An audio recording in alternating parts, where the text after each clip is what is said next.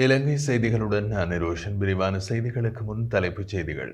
ஜனாதிபதி தமிழ் மக்களின் தீர்க்கப்படாத பிரச்சனைகளில் ஒரு பிரச்சனைக்காவது தீர்வை சொல்லியிருக்கலாம் என யாழ் ஒருங்கிணைப்பு குழு கூட்டத்திற்கு வந்தவர்கள் பலர் அங்கலாய்ப்பு. யாழ் பூதனா வைத்தியசாலை விடயம் தொடர்பாக நாடாளுமன்ற உறுப்பினர் ராமநாதன் அர்ஜுனா ஜனாதிபதி அனில்குமார் திசாநாயக்கவிடம் சுட்டிக்காட்டு. கொள்கலன்களை ஆய்வு செய்யாமல் விடுவித்ததற்காக ஐக்கிய மக்கள் சக்தியினால் லஞ்சம் அல்லது ஊழல் குற்றச்சாட்டுகளை விசாரணைக்கும் ஆணையத்தில் புகார். கடந்த ஆட்சி காலத்தில் நடைபெற்ற மோசடி, ஊழல் மற்றும் சட்டவிரோத சொத்து குவிப்பு தொடர்பான 11 வழக்குகள் மீண்டும் முன்னெடுக்கப்பட்டுள்ளதாக தகவல். தொடர்வது விரிவான செய்திகள்.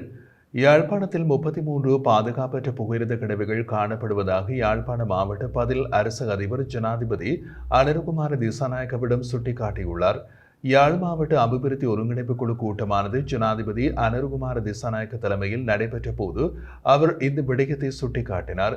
அங்கு அவர் மேலும் தெரிவிக்கையில், பிரதேச செயலக பிரிவு வாரியாக சாவகச்சேரியில் 14, நல்லூரில் 7, தெல்லிப்பளையில் 6, யாழ்ப்பாணத்தில் 3, உடுவிலில் 3 என்று 33 பாதுகாப்பற்ற புகையிரத கடவுகள் காணப்படுகின்றன. எனவே இந்த புகையிரத கடவுகளை பாதுகாப்பானதாக அமைக்க வேண்டும் என்று தெரிவித்தார்.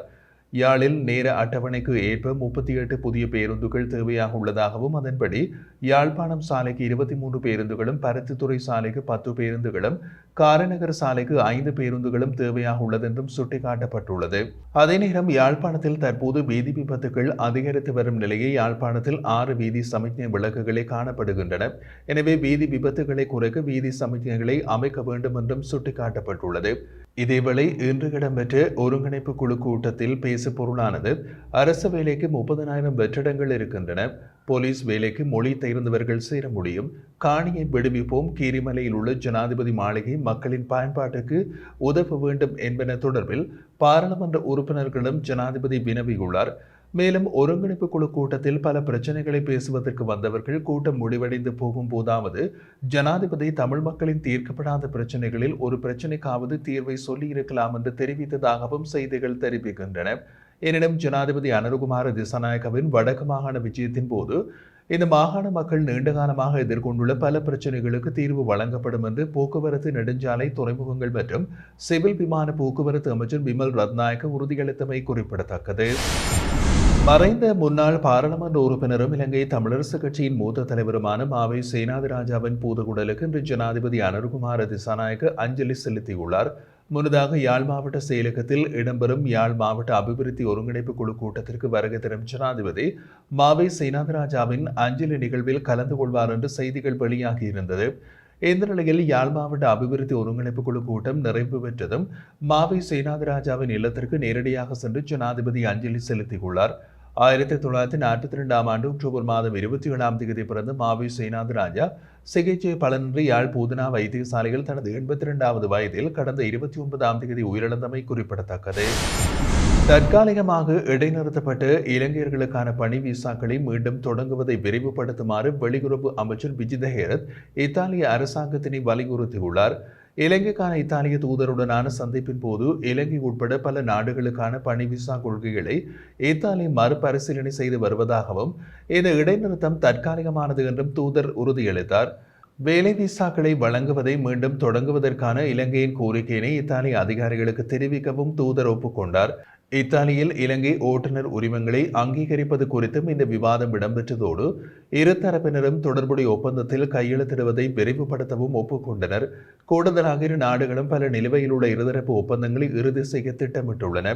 அவற்றில் ஒன்று இடப்பெயர்வு மற்றும் இயக்கம் ஒத்துழைப்பு தொடர்பானது என்று வெளியுறவு அமைச்சர் அலுவலகம் தெரிவித்துள்ளது. இலங்கைக்கும் இத்தாலிக்கும் இடையிலான ராஜதந்திர உறவுகள் 1952ஆம் ஆண்டு முதல் உள்ளன என்றும், இத்தாலி இலங்கையின் 5வது பெரிய ஏற்றுமதி சந்தையாக தரவரிசைப்படுத்தப்பட்டுள்ளது என்றும் தூதர் குறிப்பிட்டார். இத்தாலியில் தற்போது 2 லட்சத்திற்கும் மேற்பட்ட இலங்கையர்கள் வசிப்பதாகவும், 2024ஆம் ஆண்டில் 38,709 இத்தாலிய சுற்றுலா பயணிகள் இலங்கைக்கு வருகை தந்ததாகவும் அவர் எடுத்துரைத்தார். இத்தாலியின் தொடர்ச்சியான ஆதரவுக்கு அமைச்சர் விஜித ஹேரத் நன்றி தெரிவித்ததோடு, இரு நாடுகளுக்கும் இடையிலான பொருளாதார, கலாச்சார மற்றும் சுற்றுலா உறவுகளை வலுப்படுத்த வேண்டியதன் அவசியத்தையும் வலியுறுத்தினார்.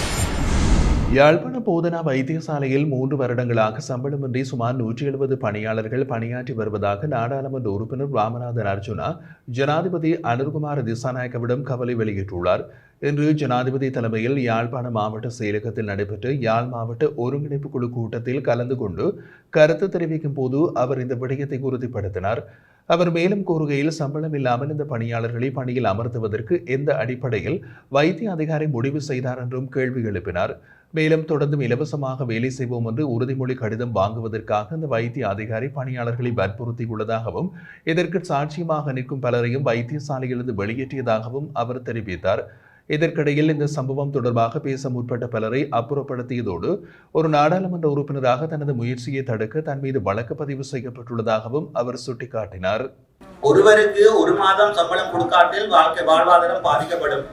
170 பணியாளர்களை 3 வருடங்களுக்கு சம்பளம் கொடுக்காமல் இந்த அடிப்படையில் அரசாங்க நிறுவனம் ஒன்றில் சம்பந்தப்பட்ட வைத்திய அதிகாரி அவரை இன்போஸ்ட் என்பதால் யாரும் அவரை எதுவுமே செய்ய முடியாது பணியமர்த்தி இருக்கிறார். அதை கதைக்க போன போது சம்பந்தப்பட்ட அவ்வளவு 170 பணியாளர்களையும் வற்புறுத்தி கடிதம் வாங்கி இருக்கிறார். நான் தொடர்ந்தும் வேலை செய்வேன் இலவசமாக என்ற அடிப்படையில் வற்புறுத்தி கடிதம் வாங்கி இருக்கிறார். அது தவிர அதை கதைக்க போன பல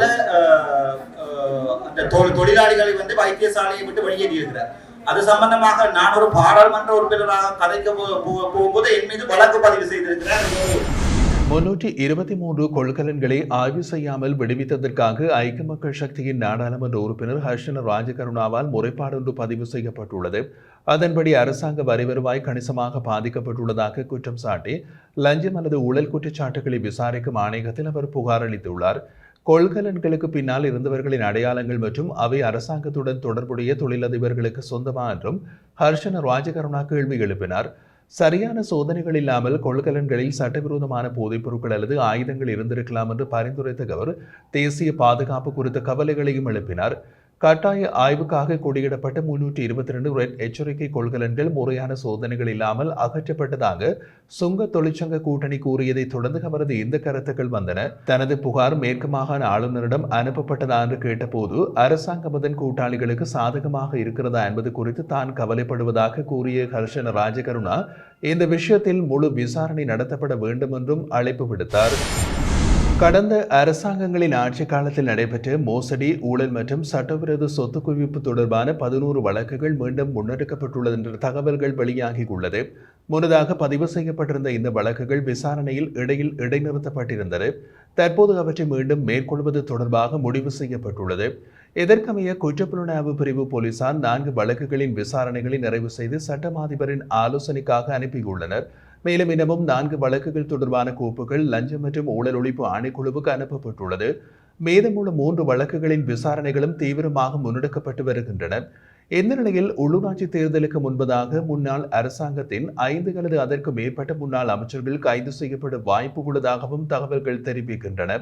இதேவேளை அனைத்து கள்வர்களையும் கண்டுபிடித்து கைது செய்வோம் என்று நாடாளுமன்ற உறுப்பினர் பிமல் ரத்நாயக்க தெரிவித்துள்ளார். அவர் மேலும் தெரிவிக்கையில், ராஜபக்சர்கள் மட்டுமின்றி அனைத்து முறைகேடுகளில் ஈடுபட்டவர்களும் பிடிக்கப்படுவார்கள். அரசாங்கம் குற்றவாளிகளை கைது செய்யும் முனைப்பு காட்டும் போது சஜித், நாமல், விமல் வீரவங்ச உள்ளிட்டவர்கள் அதனை தடுக்க முயற்சிக்கின்றனர். தற்போது அவர்கள் அனைவரும் ஒன்றிணைந்துள்ளார்கள். அதேவேளை துறைமுகத்திலிருந்து தங்கம் கடத்தப்பட்டதாக குற்றச்சாட்டுகள் எழுந்துள்ள நிலையில் அபாரண கடத்தல்கள் பெரிய கொள்கலன் மூலம் மேற்கொள்ளப்படவில்லை. எனவே இந்த விடயத்தில் விசாரணை நடத்தப்பட்டு உண்மை நிலை உறுதிப்படுத்தப்பட்டுள்ளதாகவும் அவர் தெரிவித்தார்.